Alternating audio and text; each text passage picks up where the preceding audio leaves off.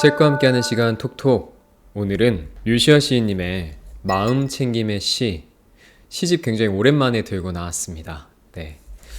요즘 날씨가 진짜 이젠 추워져가지고 아마 보시는 분들도 좀 뭔가 따뜻한 컨텐츠가 필요할 것 같다라는 생각이 들 것 같아서 오늘 약간 국밥같이 좀 따뜻한 컨텐츠 가지고 왔는데요. 저희가 첫 번째 이제 컨텐츠였죠. 유시아 시인의 꽃샘 바람에 흔들리면 너는 꽃이다 라는, 그때는 창작 시집이었어요. 그래서 유시아 선생님께서 직접 지은 시였다면 이번에는 역금 시집입니다. 그러니까 역근 시집 같은 경우엔 기존에 있었던 세계에 정말 유명한 그런 시들을 하나하나 번역을 해서 전부 다 모아서 한 권으로 만들었기 때문에 저는 개인적으로 역근 시집도 정말 좋아합니다. 그래서 오늘 여기 있는 시들을 제가 또 하나하나 오늘은 진짜 좀 따뜻하게 한번 낭독을 해보고 그 다음에 그때그때 드는 생각들을 조금 얘기 드리려고 합니다. 그럼 첫 번째 시는 16페이지로 갈게요. 일요일의 심장에게 라는 시고요. 비스아바 심보르스카의 시입니다. 제가 한번 읽어보겠습니다. 일요일의 심장에게 고마워 내 심장. 투덜거리지도 않고 소란 피우지도 않으며 타고난 근면함에 대해 어떤 칭찬도 보상도 요구하지 않아서 너는 1분에 70번의 공덕을 쌓고 있지. 너의 모든 수축과 이완은 세상을 두루 여행하라고 열린 바다로 조각배를 밀어보내는 것과 같이. 열린 바다로 조각배를 밀어보내는 것과 같이. 고마워 내 심장. 매 순간순간마다 나를 남들과 구별되는 존재로 만들어 주어서 꿈에서조차 독립된 존재로. 너는 계속 확인해주지. 내가 꿈속으로 영영 날아가 버리지 않도록. 날개가 필요 없는 마지막 비상 때까지는. 고마워 내 심장. 나를 다시 잠에서 깨어나게 해주어서. 비록 오늘은 일요일, 안식을 위해 만들어진 날이지만 내 갈비뼈 바로 아래서는 영원한 휴식 전에 분주한 움직임이 계속되고 있지. 사실 일단은 이 시를 읽고 나서 선정을 했던 이유 중에 하나가, 저는 요즘에 그런 생각을 굉장히 많이 하는 것 같아요. 그러니까 내가 평소에 너무나도 당연하게 생각을 해서 고마움을 좀 잊고 있었던 게 뭐가 있었을까라는 생각을 많이 하는데, 이 시에서가 정말 잘 나타나 있던 것 같아요.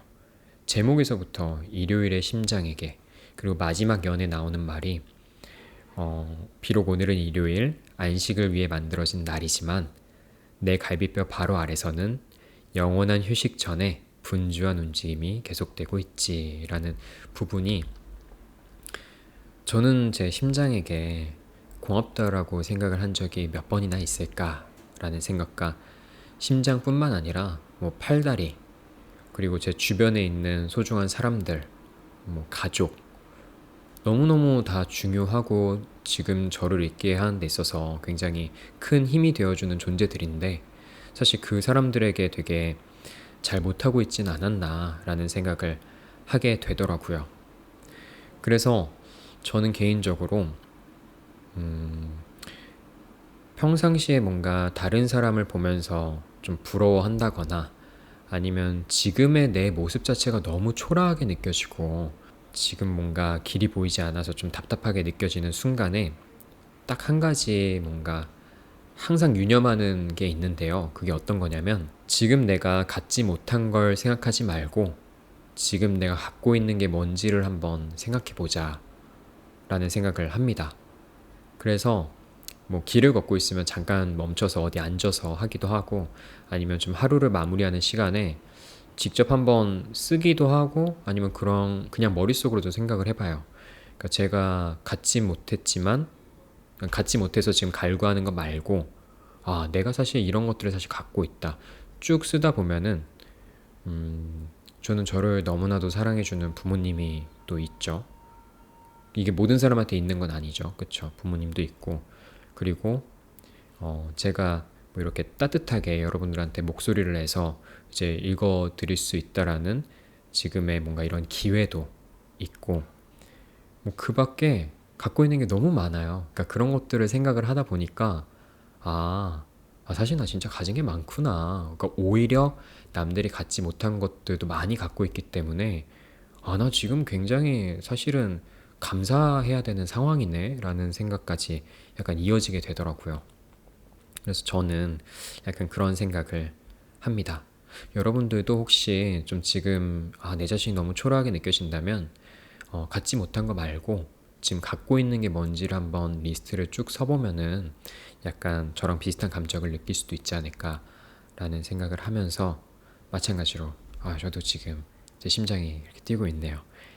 참 죽기 전까지는 계속 지금 노동법에 의거해서도 저희가 주 50시간인가요? 쉬어야 되는데 쉬지 않고 일을 하는 존재가 제 몸속에도 있는데 저는 하루에 10분 더 못 잤다고 해가지고 오늘 컨디션 너무 안 좋다 약간 이런 마인드를 갖고 있었던 게 조금 반성되기도 하면서 그렇다면 여러분들도 이 시를 한 번 더 느껴보시면서 조금 긍정적인 생각을 해보면 어떨까 라는 생각을 해봅니다. 그럼 제가 꼽은 두 번째 시를 한번 읽어보겠습니다.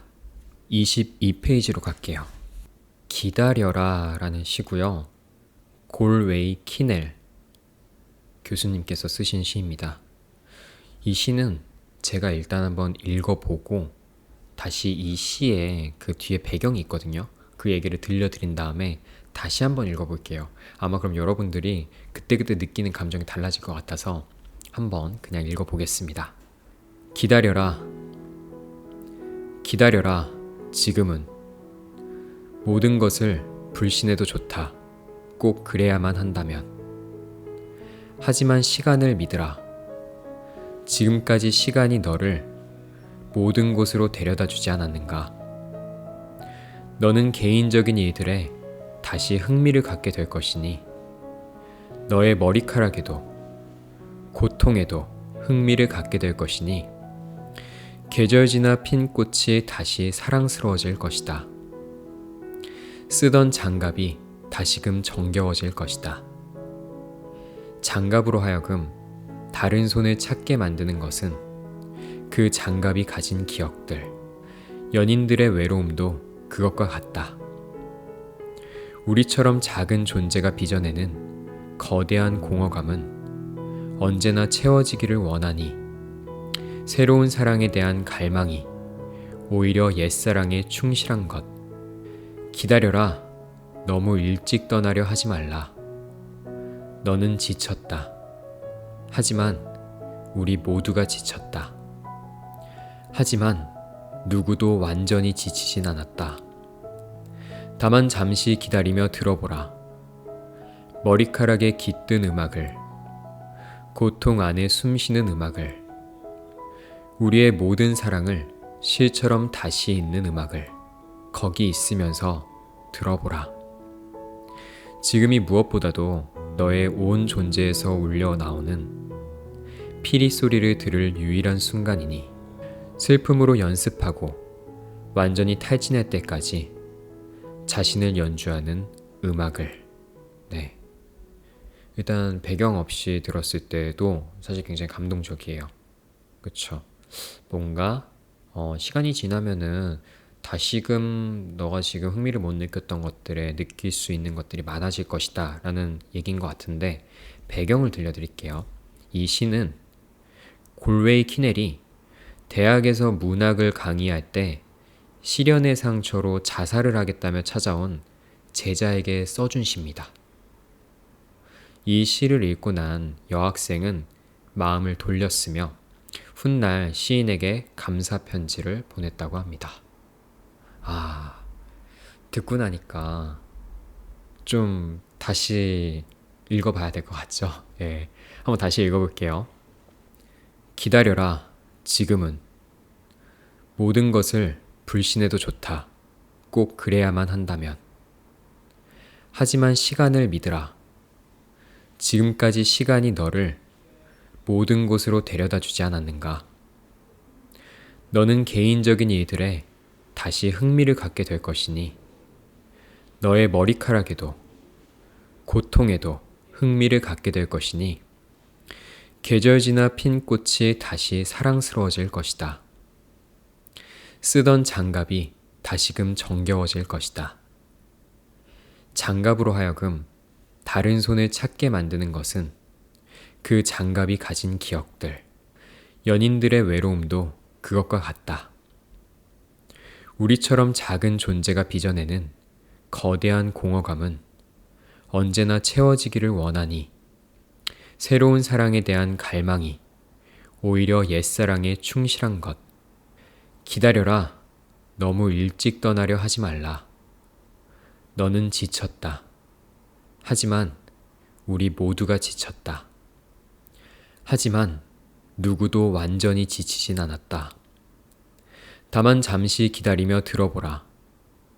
머리카락에 깃든 음악을, 고통 안에 숨쉬는 음악을, 우리의 모든 사랑을 실처럼 다시 있는 음악을 거기 있으면서 들어보라.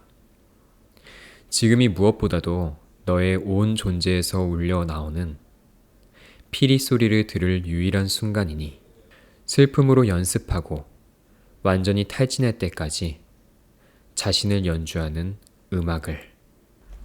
이거는 진짜 그 배경을 알고 나서 다시 읽으니까 아마 모든 사람들이 다 똑같이 있겠죠. 시련의 상처가 다들 있으실 텐데 그 마음, 그때 그 이제 자살을 하려고 찾아왔던 그 여학생의 마음도 알 것 같고 조금은 공감할 것 같고, 그 다음에 이제 이 시를 쓰면서 제자에게 조금이나마 뭔가 인생의 비밀이자 뭐 이런 것들을 알려주려고 하며 그래도 또 절절하게 썼겠죠. 그 골웨이킨의 교수님의 마음도 조금은 알 것 같고, 그리고 지금 이 시를 읽으면서 떠나간 사랑에 대해서 좀 되게 다시금 먹먹함을 느끼는 사람의 마음도 조금은 알 것 같다는 생각이 드네요. 그 구절들이 너무 좋은 게 많아요, 지금. 이게 하나하나가 되게 다 명문이라는 생각이 드는데, 그 중에 저는 약간 이 장갑 얘기 나왔던 부분 너무 좋네요.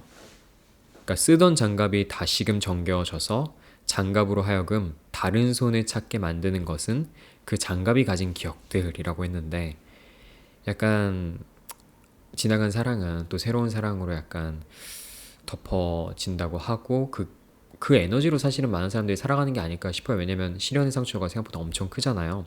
근데 이걸 장갑으로 이렇게 비유해서 얘기를 했는데 이 부분 너무 좋습니다. 그리고 저는 이 얘기를 좀 드리고 싶네요. 그러니까 요즘은 제가 봤을 때 미디어에서 좀 사랑을 많이 강요하는 시대가 온 것 같아요. 그러니까 요즘 연애 프로그램들 진짜 많잖아요.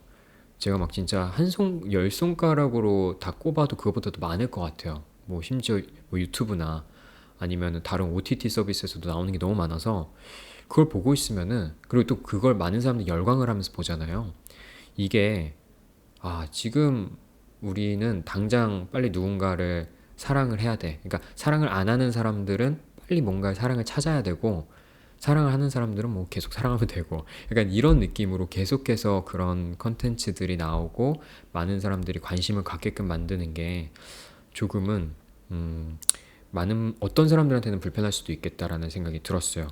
근데 이게 마찬가지로 사랑은 이면이 있잖아요. 사랑이 있으면 당연히 이별이 있을 거고, 이별에는 엄청 큰 시련의 상처가 있고 힘이 들 텐데, 그분들도 정말 마찬가지로 많은 인구가 있을 텐데 그런 사람들을 약간 위로할 수 있는 시인 것 같기도 하면서, 요즘에 그나마 마찬가지로 그런 많은 연애 프로그램 중에 저는 환승연애가 좀 생각이 나네요. 그러니까 환승연애 같은 경우에는 사랑에 대한 얘기고 새로운 사랑을 찾는 거기도 하지만 이전에 지나간 사랑에 대한 것들도 다시금 끄집어내서 그 사랑을 복귀해보는 시간을 갖기 때문에 그런 부분 때문에 또 많은 사람들이 요즘에 좋아하고 있지 않나라는 생각이 듭니다. 있을 것 같아서 제가 최근 아니고 꽤 전에 봤던 영화 중에 장률 감독의 후쿠오카라는 영화가 있어요. 근데 저는 이 영화를 보면서 시련에 대해서 좀 다른 각도로 한번 생각을 해봤던 계기가 있었는데, 여기에 그 남자 주인공이 이제 나오는데 중년의 남성입니다. 근데 이제 계속 연애를 안 하고 뭐 결혼도 안 하고 그렇게 살고 있어서 이 사람한테 물어봐요. 당신은 왜 아직 연애를 안 하고 이렇게 계속 늙어가고 있냐? 그랬더니 나는 지나간 사랑을 아직 잊지 못했다라고 답변을 하거든요. 그럼 도대체 그럼 지나간 사랑 이제 이전에 사귀었던 게 언제냐라고 얘기하니까 28년 전이라고 얘기를 하거든요. 근데 그게 제가 이제 그때 영화관에서 봤는데 한 8명 남짓 이제 굉장히 많지가 않았어요. 근데 그 안에 계셨던 관람객 모두가 저 포함해서 그 얘기 듣자마자 일단 웃음이 나왔어요. 그냥 다 같이 웃었어요. 28년? 그게 가능해? 약간 이런 생각을 했는데 시간이 지나다 보니까 정말 영영 잊혀지지 않는 사람도 분명히 있는 것 같아요. 영영 잊혀지지 않는 사람도 있고 사랑도 있는 것 같은데 예전에는 그냥 28년 하면서 막 깔깔 웃고 넘어갔던 게 정말 그럴 수도 있겠다. 그러면은 사실 우리 인간은 마음 한구석에서는 누군가를 계속 그리워하며 살고 있지 않나, 살아가는 게 아닐까라는 생각을 해봤습니다. 지금 마찬가지로 시련 때문에 많이 힘드신 분들은 이 기다려라 라는 시를 한번 읽어보셔도 좋을 것 같습니다. 그럼 세 번째 시를 한번 읽어볼게요. 86페이지로 가겠습니다. 이번에는 나는 배웠다 라는 시고 마야 안젤루가 쓴 시입니다. 한번 읽어보겠습니다. 나는 배웠다. 어떤 일이 일어나도 그것이 오늘 아무리 안 좋아 보여도 삶은 계속된다는 것을, 내일이면 더 나아진다는 것을 나는 배웠다. 굳은 날과 잃어버린 가방과 엉킨 크리스마스 트리 전구, 이 세 가지에 대처하는 방식을 보면 그 사람에 대해 많은 것을 알 수 있다는 것을 나는 배웠다. 당신과 부모와의 관계가 어떠하든 그들이 당신 삶에서 떠나갔을 때 그들을 그리워하게 되리라는 것을 나는 배웠다. 생계를 유지하는 것과 삶을 살아가는 것은 같지 않다는 것을 나는 배웠다. 삶은 때로 두 번째 기회를 준다는 것을 나는 배웠다.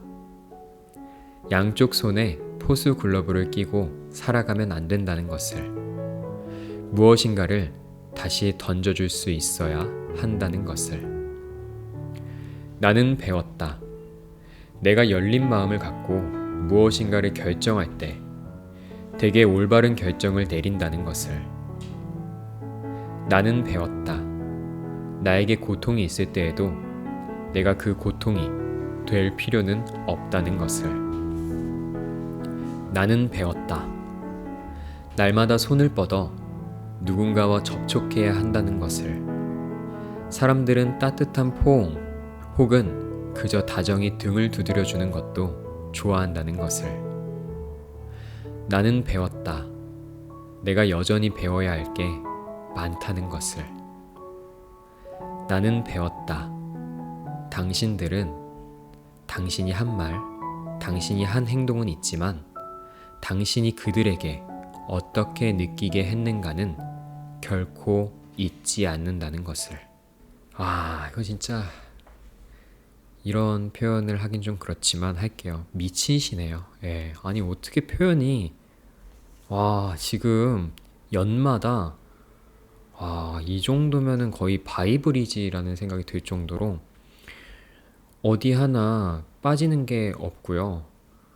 제가 연을 하나하나 뜯어서 다 생각을 해봤을 때도 연마다 너무 느껴지는 감동들이 크게 있는 것 같아요.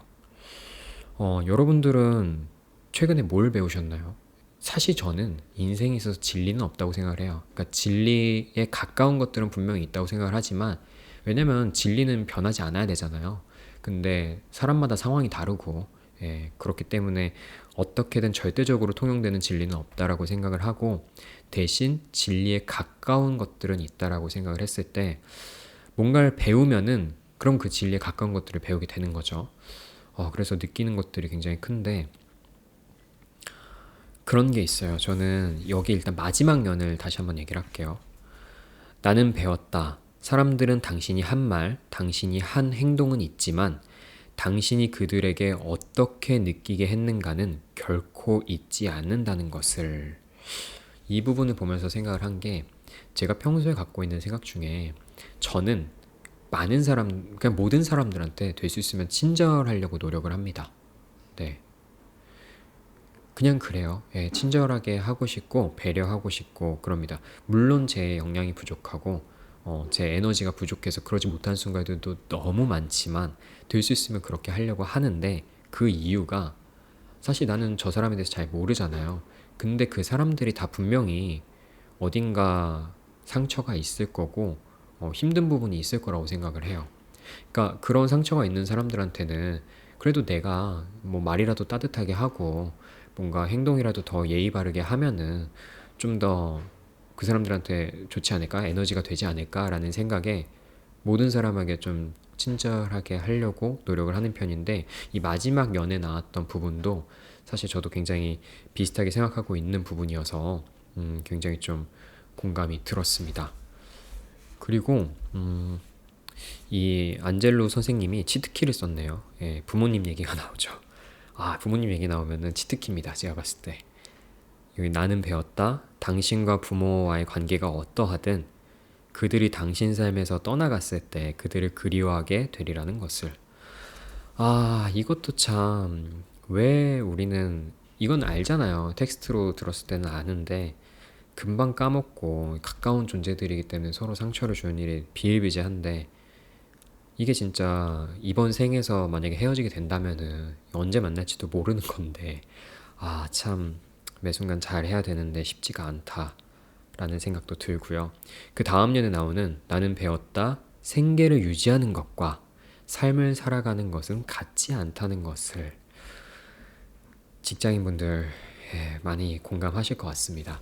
근데 저도 비슷한 경험이 있어요. 어떤 거냐면 제가 이제 류시아 선생님 시 집을 지금 두 번째 지금 톡톡에서 다루고 있는데 제가 이 마음 챙김의 시가 나왔을 때 이벤트를 이제 진행을 한 적이 있었거든요. 이 시인님이 그때 이제 코로나여서 대면 이제 그런 미팅이나 아니면은 사인회가 없어서 그때 당시 했던 이벤트가 이제 어디다가 댓글을 달아서 만약에 뽑히게 되면은 이 시인님이 직접 전화를 해줘서 그 통화를 하면서 이 마음챙김의 시에 나와 있는 시 중에 한 편을 본인이 낭독을 해서 읽어주고 이런저런 대화를 나눌 수 있는 기회가 있는 이제 이벤트였어요. 그죠? 여러분 흥미로우시죠? 지금 잔잔하게 듣다가 이거 뭔 소리야 하면서 되게 흥미로우실 것 같은데 그때 이제 저도 이제 전화를 받았어요. 제가 당첨이 돼서. 그리고 제가 이제 어떤 시를 요청을 해서 읽어주시기도 했는데 그때 당시에 저는 이제 그냥 평범하게 이제 회사를 다니고 있었습니다. 근데 너무나도 느꼈던 게 뭐냐면 시인님이 저한테 그러시더라고요. 예, 반갑습니다. 얘기를 하면서 혹시 지금 어떤 일을 하고 계신가요? 이렇게 물어보셨어요. 근데 저는 거기서 순간 저 그냥 일합니다. 이렇게 답변을 했어요. 그러니까 시인님께서 예, 뭐 일을 하시는군요. 이렇게 얘기를 하시더라고요. 그러고 나서 뭐 시도 읽어주고 좋은 얘기도 너무 많이 듣고 행복한 시간이었는데 통화를 끊고 나서 곰곰이 생각을 하게 되더라고요. 그러니까 누군가 너 어떤 일 해? 하고서 물어봤을 때 나는 지금 내가 하는 일을 뭔가 당당하게 얘기하지도 못할 뿐더러 그거를 남들한테 명확하게 설명하지를 못하는 일을 하고 있구나. 그럼 난 지금 뭘 하고 싶은 거지? 내가 그러니까 어떤 걸 하면은 그래도 좀 더 명확하게 이제 저는 어떠어떠한 일을 하고 있습니다라고 얘기를 할 수 있는 거지? 라는 생각이 들더라고요. 그러니까 단순히 지금 내가 하는 일은 월급을 받아서 생계를 유지하기 위한 일이 아닐까? 라는 생각을 그때 정말 많이 했어요. 그래서 진짜 나도 이제 다른 사람들한테 명확하게 얘기할 수 있는 일을 해야겠다라는 생각을 했었습니다. 그래서 저도 그때 당시에 이제 시인님께서 어떤 시를 읽어줬는지는 제가 양고 심장 약호라고 제가 좀 아껴 놓을게요. 여러분들 저희 지금 5분 고전도 하고 있잖아요. 5분 고전도 많이 계속 관심 가져주시면 좋을 것 같고 이렇게 나는 배웠다 같은 경우에는 가끔 나 그냥 뭔가 되게 삶을 깊이 있게 살아온 사람한테 교훈 같은 걸 좀 얻고 싶어 하는 생각이 들 때 한 번씩 다시 보면은 이게 느낄 게 많은 그런 시였습니다. 그러면 마지막 시를 한번 읽어볼게요. 마지막 시는 136페이지로 가겠습니다.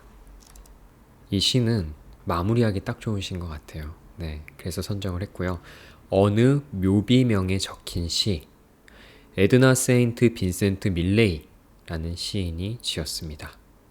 세 글자씩 네 번이 있네요. 에드나 세인트 빈센트 밀레이. 예, 이름 외우기가 참 어려울 것 같습니다. 어쨌든 이 묘비명에 뭐라고 적혀 있을지 제가 한번 읽어볼게요. 어느 묘비명에 적힌 시, 살아있는 인간이여, 그대는 자신의 운명을 슬퍼하면서 자신이 얻지 못한 것, 돈과 아름다움과 사랑 따위를 갈망하며 그대를 뒤덮은 거친 하늘을 보면서 사느니 차라리 썩어버린 주검이 되는 게 더 축복이라 생각한다. 모든 축복받지 못한 비참한 영혼 중에서 그대 자신이 가장 비참하다 여겨 죽어서 편히 쉬기를 갈망한다. 하지만 이것을 알라.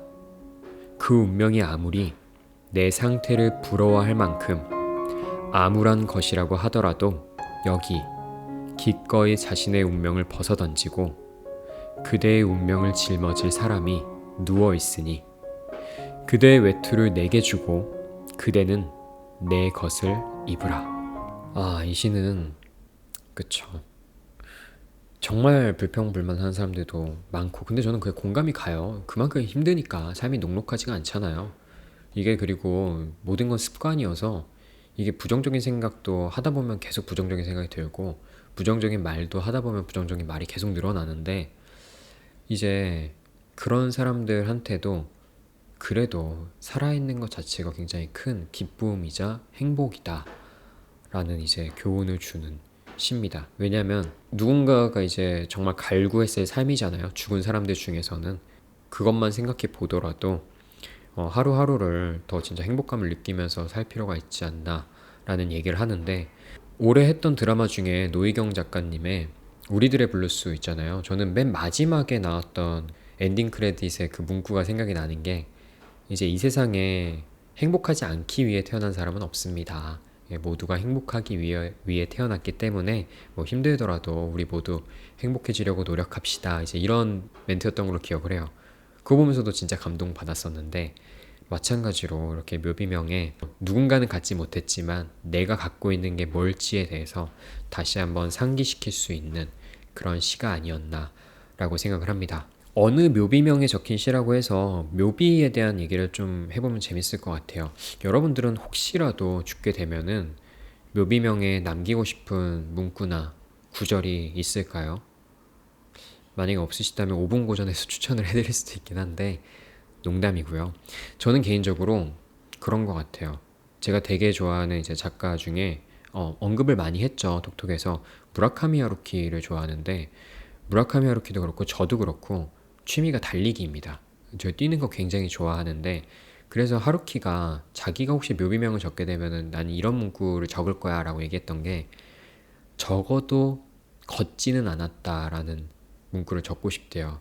그러니까 뛰는 것 자체가 굉장히 성실함을 요하고 할 때 사실 괴롭잖아요. 그래서 좀 걸으면 편할 것 같은데, 이게 한번 걷게 되면은 또 마찬가지로 다시 뛰기가 쉽지가 않아요.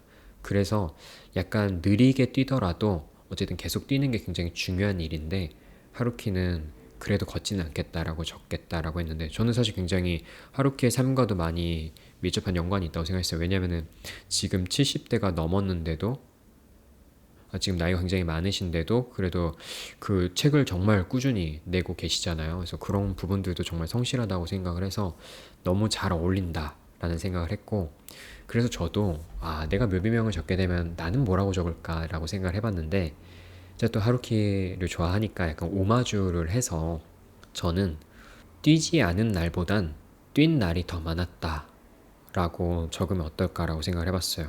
저도 마찬가지로 러너기 때문에 진짜 목표가 그래요. 저는 매달 이제 체크를 하면서 이제 이 취미를 오랫동안 유지하고 있는데, 한 달이 이제 31일 정도 되면은 딱 목표가 16번 러닝을 하는 거예요. 매일 하기에는 쉽지가 않더라고요. 왜냐면 특히 이제 일이 늦게 끝나고 하면은 저녁 시간대도 그렇고 새벽 시간대도 뛰기가 쉽지가 않은데, 그래도 시간을 내서 될 수 있으면은 뛰지 않은 날보다는 좀 뛴 날이 많게끔 만들려고 생각을 하고 노력을 하고 있어서, 저도 이제 묘비명을 만약에 적게 된다면 그런 문구가 어떨까라는 생각을 해봤습니다. 여러분들도 마찬가지로 한 번쯤은 자신의 묘비명을 만약에 새길 수 있다면 뭐라고 적으면 좋을까에 대해서 한번 생각해 보시면 좋을 것 같아요. 그래서 이렇게 해서 제가 일단은 생각했던 네 편의 시를 읽었고요.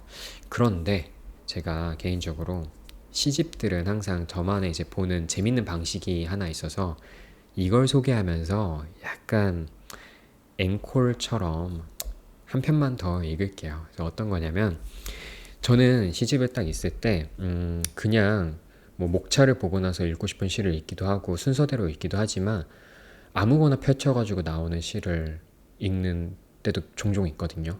근데 그게 되게, 특히 오늘 하루 정말 힘들다, 혹은 오늘 뭔가 나한테 어떤 필요한 말들이 뭐가 있을까? 약간 이런 아침의 시간대에도 그렇고, 그럴 때 그냥 펼쳐가지고 딱 보면은 정말 기적같이도 나한테 지금 너무 딱 필요한 말이 나올 때가 있거든요. 그래서 제가 일단은 네 편의 시는 생각을 해온 건 준비해왔지만, 지금 한 편을 아무거나 펼쳐가지고 낭독을 하고 또 마찬가지로 느낀 점을 얘기하고 오늘은 좀 마무리를 하겠습니다.